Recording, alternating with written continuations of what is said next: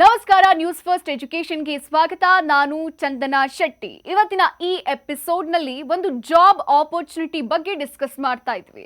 ಅದು ಕೂಡ ನಮ್ಮ ಮೆಟ್ರೋದಲ್ಲಿ ಜಾಬ್ ಮಾಡಬೇಕು ಅಂದ್ಕೊಂಡಿದ್ದೀರಾ? ನಿಮಗೆ ಗುಡ್ ನ್ಯೂಸ್ ಇದೆ. ಹಾಗಾದ್ರೆ ಸಂಬಳ ಎಷ್ಟು, ಯಾರೆಲ್ಲ ಅರ್ಜಿ ಹಾಕಬಹುದು ಅನ್ನೋದರ ಸಂಪೂರ್ಣ ಮಾಹಿತಿ ಈ ವಿಡಿಯೋದಲ್ಲಿ. ನಮ್ಮ ಮೆಟ್ರೋದಲ್ಲಿ ಗ್ರಾಜ್ಯುಯೇಟ್ಸ್ಗೆ ಗೋಲ್ಡನ್ ಅವಕಾಶ ಸಿಗ್ತಾ ಇದೆ. BMRCL ಖಾಲಿ ಇರೋ ಉಪ ಪ್ರಧಾನ ವ್ಯವಸ್ಥಾಪಕ ಹಾಗೆ ಸೂಪರ್ವೈಸರ್ ಹುದ್ದೆ ಸೇರಿದಂತೆ ವಿವಿಧ ಹುದ್ದೆಗಳ ಭರ್ತಿಗೆ ಅಧಿಕೃತ ಅಧಿಸೂಚನೆ ಹೊರಡಿಸಿದೆ. ಸಂಬಳದ ಬಗ್ಗೆ ಹೇಳೋದಾದ್ರೆ ಉಪ ಪ್ರಧಾನ ವ್ಯವಸ್ಥಾಪಕ ಹುದ್ದೆಗೆ 1.64 ಲಕ್ಷ ಇದ್ರೆ, ಆಪರೇಷನ್ ಸೇಫ್ಟಿ ಸೂಪರ್ವೈಸರ್ ಹುದ್ದೆಗೆ 50,000 ರೂಪಾಯಿಂದ 65,000ವರೆಗೂ ಸಿಗುತ್ತೆ.